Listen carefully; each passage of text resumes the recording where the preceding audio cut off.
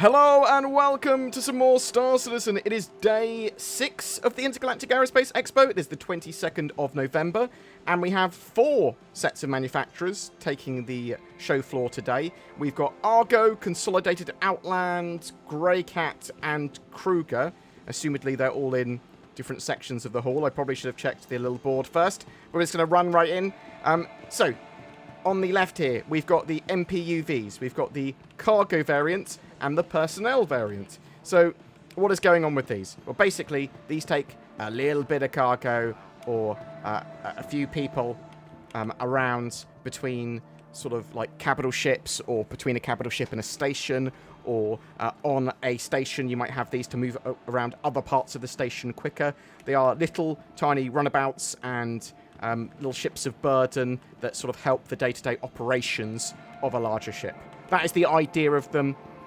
You're going to see these a load in like Squadron 42. You'll see them used a load by NPCs at the very least in Star Citizen. Some people are going to really love them. I don't see a huge use for them for me personally, but eventually there's going to be a load of other jobs to do in Star Citizen that I'm going to want them for, I suppose. Over here we have the P-52 and the P-72. Little snubcraft as well. So the MPUVs, snubcraft. These also snubcraft. What does that mean? Well, effectively they're parasite ships. They're very short range. They don't have a quantum drive. So they need to be attached to or landed at another ship to quantum travel is the idea. Or operate in a very short range, just around a base or just a single planet or something like that. Right? So the P-52 Merlin, it's a cool little ship. It's got little pew-pews on it. It's relatively fast. It's very small. And then you've got the P-72, which is the more luxury version. It's got more guns on it, is the idea. I like them. I think they're useful. They sort of parasite dock with the Constellation, which is very useful. It's a sort of very quick and easy way of docking and undocking, and sort of I believe the idea is eventually to have them rearm, repair, and refuel pretty easily on board the Constellation. But they've got their uses. It's just not a huge amount of use compared to ships with quantum drives, right? And they're small. They're hard to hit, but I'd rather something else for me to use personally. But if you're flying around in a Constellation and your friend gets out in the P-52, P-72 and helps harass an enemy, great. Really useful ship. We've also got the Raft here. So the Raft is basically a medium-sized cargo ship which deals with cargo quickly and easily. So it basically has these arms which can pick up cargo boxes, especially useful for 32 SU cargo containers, because it can sort of carry 3 of them? Question mark? I think it grabs like 3 of them, I believe. But yeah, it can grab those 32 SU big cargo containers, drop them off easy is the idea. So in the future, when you're sort of managing your own cargo a lot better and you're having to spend time loading and unloading, these will be fantastic for doing that job, or just doing quick cargo trips and runs where those types of cargo containers are used. It is technically a multi-crew ship. I think a lot of people will just run it entirely solo, right? Do the cargo management, everything yourself. Over here, we have the Argo Mole. So, this is a medium mining ship. I don't like it. I'd rather run multiple prospectors. But basically, the idea here is that you've got 3 mining lasers, one on the front and 2 on each side, all operated by separate people. And then the pilot is also flying the ship. And you go around and you can basically do your mining quick and easily. Bam, bam, bam. I prefer to use 2 or 3 prospectors personally. I think it's just that I like the freedom of being able to do it from the pilot seat, being able to do all of that right on a single seater, whereas this basically requires 4 people to be used efficiently and properly. And yeah, I think 3 prospectors, potentially 4 prospectors, beat that. But it's going to have its uses in a larger mining operation. Something that you can do with it is all sort of mine a single rock, and that's useful because you sort of get bonuses on all working on the same one with its lasers. There's more and more sort of updates that are coming to the mining gameplay that are going to allow the pilot to have a bit more sort of understanding of what's going on and be able to detect the rocks and be able to go to the right areas. There's not enough on the UI at the moment for that sort of jazz. In the center, we have what is effectively newly flyable in 3.21.1, and I suggest everyone has a bit of a mess around with, is the Argo SRV. So, very, very cool ship. It is basically a big tractor beam, which is on the rear. It's floating. Good job. Good job, ship. Got a big tractor beam array on the back, which you can tow a ship with, or you can help sort of deal with salvage and cargo and stuff like that. But yeah, big tractor beam, can lock onto ships. It can't be used on ships that have their shields up, and if a shield goes up while it's tractor beaming, it sort of breaks off. And if you tractor beam a ship that you do not own, that has an owner, then they can choose to press charges on you. It's effectively a criminal offence. I suppose if you're already hostile with them or whatever, then it doesn't really matter. But, it's a cool ship. It's going to have a load of function in the verse eventually. It's got a little bit of function now, but when we're looking more at repair, rearm, refuel, when we're looking at more using utility for these sort of ships and towing and helping people that are stuck in pyro and things like that, getting ships out of atmosphere that are stuck or overly laden or damaged, then this is really going to come into its own. Right, let's have a wander around to see what else is around, and then we'll go underground. I think this is the only other hall other than the underground and holosuite section. So we've got all of the Mustangs here, which are effectively starter ships, and then a slightly higher tier of starter ship, the Nomad. So over here we've got the Mustang Gamma, which is the racing variant. I like the look of the Mustangs. If I was choosing between the Aurora MR and the Mustang Alpha to start with, or Mustangs or Auroras to start with, I'd choose the Mustangs. I just like the look more, and I like the sort of speed and agility more. But, I mean, Avenger Titan sort of beats most other starter ships for me. Anyway, Gamma, and there was an Omega variant of the Gamma, which was the AMD promo version, basically different paint. But the Gamma racing ship, if you want to do sort of entry-level racing, then it is your ship. The Beta, or Beta, and depending on where in the world you are, has an interior. It basically is a sort of explorer ship. Or longer range ship, so you can stay out in the verse a bit longer. You've got your own little kitchenette and sleeping area. Bam. Super useful if you are so inclined. Entry-level sort of pathfinding and exploration. And then on the other side, we've got the Alpha. The Alpha is the bog standard starter ship. I really like it. I like the fact it's got a little bit of upgradability on it. But it is very basic and bog standard. And, yeah. I think for a starter ship it looks great, right? And people argue that you could start with a Avenger Titan or a 300i or whatever, but at the price, you can't get into Star Citizen any cheaper than the Mustang Alpha or the Aurora MR, right? Unless there's an offer on. And then you've got the Delta. The Delta was, I believe, the first ship to have little missile pods, also rocket pods, which are fire straight forward, quite high damage, but quite hard to hit with. I haven't actually used rocket pods for ages, but yeah, it's the military sort of version, but it is effectively still a starter ship. I believe it's got better like a plate of armor and stuff like that. Yeah, so Mustang series of ships, if you're interested. I think the Delta used to be quite rare, but not anymore. I don't think it's limited or anything like that hull-wise. Then you've got the slightly higher tier of ship, the Mustang and Nomad. It's very hover-techy. It's very grav-levy. I believe it is alien hybrid, with Xi'an, assumedly, because of its hover nature. It has a tractor beam at the back, which is usable now in 3.21.1, which is fantastic, which means you can grab little things, cargo, put it on your back. And there's the sort of cargo area at the rear of the ship. And then internally, you do have a little sort of living area and bed. So it's a pretty long distance, pretty useful starter ship if you want to do cargo, or if you want to do sort of like a little bit of everything, bit of multi-role out in the verse. Maybe take a vehicle with you. Very quick to deal with its cargo as well because of the tractor beam there and the external nature of the cargo. but might be quite vulnerable because of that. I'm not a massive fan of the way it looks. I'll tell you that. I think I've fallen in love with the way that Crusader looks, and I've moved away from the way sort of Consolidated Outland looks. But Consolidated Outland, it's cool. That's the Nomad. There are your Mustangs. We're going to go underground. What do we have downstairs? A lowering of frame rates, I'll tell you. That's what we have downstairs. So we've got the Rock DC? What? I thought it was the Rock DS. What? We've got a typo! A typo! Okay, so Rock DS, or the Rock DC as it said here, the Rock DS, basically, I don't like it.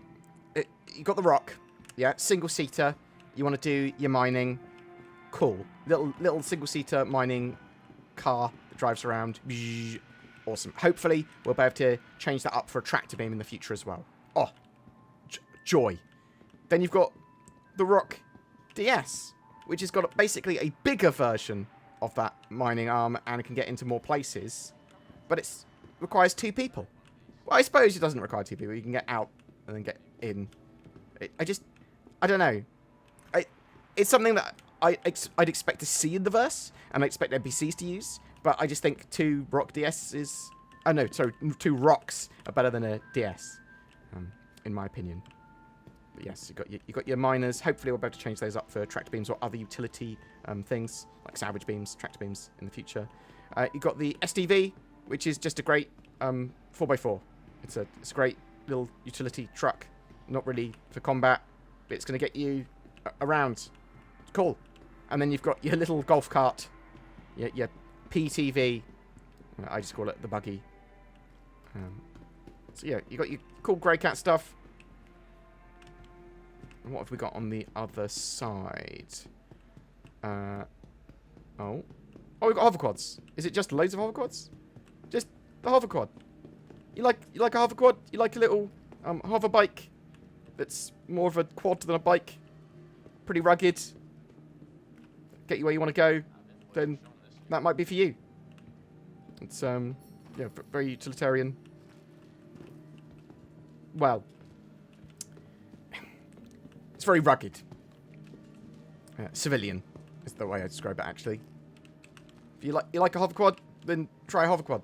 I mean, if you try all of that now, all of it's on sale. I don't actually know what is in the Holo Suite today. Oh, it's just a single ship. It's the Pioneer. Okay, so the Pioneer will be on limited sale today, and we'll have a look at that in a second. I suspect that the first wave has been instantly sold. That would be my expectation because of base building. So base building was shown off at CitizenCon 2953, and they basically went, the Pioneer, it's a big factory ship, and it can do the largest scale of base building. So it can build extra large base building modules, but also all the way down to the small ones. And you will be able to fabricate, I believe, ships at bases as well. So you're going to want a Pioneer to be able to build your base so that you can extract resources, you can build all this cool stuff. You'll be able to get blueprints from doing missions, from getting reputation things, from buying them. Lots of ways of getting blueprints. Yeah, lots and lots and lots of different structures that you will be able to build with the Pioneer. And I assume deconstruct as well. So originally the Pioneer was going to be this, it just built little outposts, well I say little outposts, little modular outpost sections, and you could have them for different uses. You plop them down, but you could also pick them up and move them with it. But now it's obviously, they've expanded out base building quite significantly, and the Pioneer, it's going to be a while before it's in-game, but we know that base building is planned to be in-game within the next 12 months, in some form, even if it's just the sort of by hand base building, effectively with surveyors tools. But yes, let's jump onto the RSI website and see what's actually on sale today and see how much the Pioneer is. Right, RSI website today on Argo, Consolidated Outland, Greycat, and Kruger Day. Let's try to remember to click on all of the sections. So day 6 on the interactive magazine. Might be different for each of the sections, but we'll have a look in a minute. Okay, so it's sort of showing off Argo and the SRV and it towing other ships. Okay, so that's kind of cool. So what have we got on sale? So there are special upgrade offers for the Mole, and you can buy yourself a Mole for $315. Pretty expensive. for a sort of that mining ship. It is a medium miner, multi-crew mining. It's an interesting one. I think it's going to be great for certain people that want that, but you can also upgrade to it from your current ship to that at a discount. There's the MPUV, $35. Get it in game, super cheap, but I wouldn't buy one personally. You get it with some ships as well, like I believe the Javelin example has either a personnel or a cargo variant of this. They got the personal one, personnel, and that's $40. I mean, it could be used as a dropship, right? You can use it as a dropship if you want. You got the Raft, $125. I think that's a reasonably well-priced sort of medium cargo ship, medium freight, being able to take those larger boxes with no fuss, quickly and easily, and place them around. I think that's pretty effective, pretty cool. Have I missed any special deals? No, just the mole. And then we've got the SRV again. The SRV, there's a Warbond upgrade. If you want to upgrade your ship to that at discount, you can. $165. Very specialist ship. It's referred to as Recovery, but I do think it's going to be able to be used for a variety of other general tractor beam utilitarian utility reasons, with sort of mining and salvage and cargo, all that sort of jazz in the future. But SRV, that newly fireable ship in 3.21.1, I recommend you try it. And I don't think it's hugely expensive, but I mean, it's, again, something I'd probably get in game. It will be available in game, I believe, in the Q1 2024 patch, because there's a 3-month exclusivity period of when a ship goes into the verse and it's flyable before it's actually purchasable in game. Okay, so that's... let's check out Consolidated Outland. Do we have a different thing in the magazine for Consolidated Outland? No, it's the same. Okay. So we've got the hover quads, $30. All ground vehicles, I say, get in game because they're inexpensive to grab in game. That's just my suggestion, but $30 isn't hugely expensive. Mustang Alpha, $30 for that starter ship. I suspect there are starter packages potentially on sale at some point throughout the IAE that you might want to grab, potentially at the end. So $30 for that starter ship is pretty good. A little bit more if you wanted to buy it with a game package. Mustang Beater, that... it's a see and be seen for that sort of very, very, very light Explorer. $40, not awful. $65 for the Delta, which is that military rocket pod variant. $55 for the Gamma, for the entry-level racer. And Nomad, $80, second-tier starter. Starting to get expensive, but really, really good multi-role ship, and very good with its cargo and being able to load it, unload it quickly. The Consolidated Outland Pioneer, $850. I suspect they were sold out in the first wave as well. Yes. So first wave based Warbond and Store Credit are sold out. It's in British pounds and with VAT here, and don't worry too much about that. If you want to try and pick one up yourself, you will be able to try. You'll be able to have a chance of getting one at midnight and 8 AM UTC. Self-sufficient mobile construction platform that allows you to build homes and bases nearly anywhere. You can build them in safe places, like in UAE territory, and they'll be effectively invincible. You can build them in semi-safe places where they can be attacked, and you may lose them. And then you can build them in more dangerous places, but you don't have to pay any form of sort of rent or security fees or anything like that. Much cheaper to run and potentially much greater profit in those areas. But no protections at all if they're found. You'd have to build your own defences and that sort of stuff. Onboard manufacturing and assembly. Bring everything you need thanks to a landing pad and a vast 600 SU cargo bay. So, yeah, mobile factory, bringing raw materials there to make the important base building stuff on the go. I really like the Pioneer. I like the idea of it. I like base building. You can buy a giant Praetorian pack. I don't even know what's in that. Everything. But not everything. A lot of stuff. Right. Is there anything else here? Grey Cat. What have we got?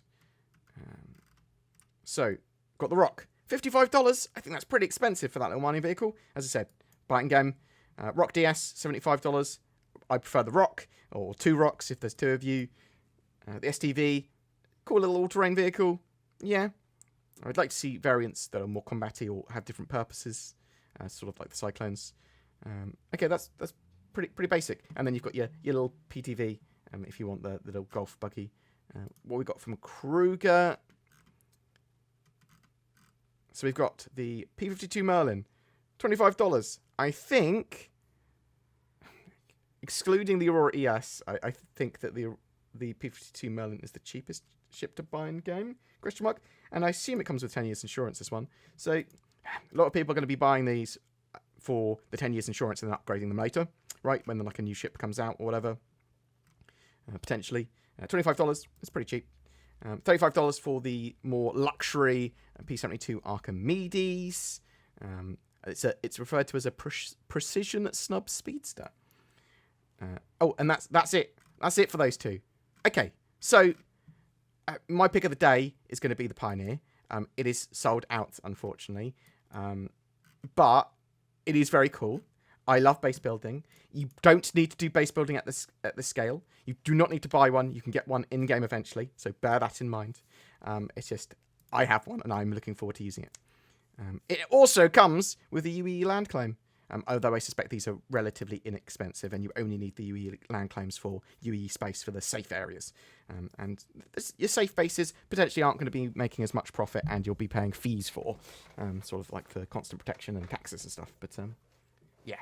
Oh, I'm excited to see base building in game, but you will be able to do it at small scale with survey tools, basically by hand, in a vehicle at a slightly larger scale, in a ship, I think it's the Galaxy, and with the Pioneer. And there might be some other ways of doing it too, with modules in ships and stuff like that. But yeah, really excited for that. I'm interested to know, what are you picking up during the IAE? Have you bought anything already? Are you enjoying the expo? Have you grabbed yourself a Pioneer or one of the ships from today's IAE event? Whatever your thoughts, I'd love to hear from you in the comments below. What is best in life? To crush your enemies? To see them driven before you? And to hear the lamentations of their women? No, of course not. It's NordVPN. I never saw Conan the Barbarian checking his bank balance and then watching some cool shows on Netflix, all while protecting his privacy and being super secure. To be honest, I can't even remember Conan wearing a shirt. Silly Conan. And now, a big old snake god's got your internet history. Good job. Don't be a Conan the Barbarian. Check out NordVPN. Links below for powerful discounts too. Do you like using your eye holes for extra immersion in Star Citizen and help aim and do some cool stuff? Well, you can with Tobii Eye Tracker 5, which is on sale at the moment. This gives you native high-precision head and eye tracking in Star Citizen. Very cool for general immersion, for combat both in ship or on foot. They are absolutely fantastic pieces of kit, and both Zin and I have one. Use the links below to grab one or to find out more. Every month we've been giving away a ship for Star Citizen, but for November, to celebrate the Intergalactic Aerospace Expo 2953, we are giving away a load of different ships, each to a different person. The Avenger Titan, the Drake Cutter, the C-8X Pisces, the Mustang Alpha, and the Nomad. All great starter ships, but also useful for any fleet. They all come with a game package and lifetime insurance. That's all you need to start playing Star Citizen. That's 5 prizes and 5 chances to win. Just comment on any of my videos made during November to be in for a chance of winning. I want to say a massive thank you to everyone that goes the extra mile in supporting the channel via Patreon or the join button under my videos and then becoming a channel member. Please consider joining those fabulous people as well. It allows us to make daily content for Star Citizen and Squadron 42, delving into all the news, drama, development info, and gameplay that these games have to offer. Thank you so much for watching, and I hope to see you in the verse.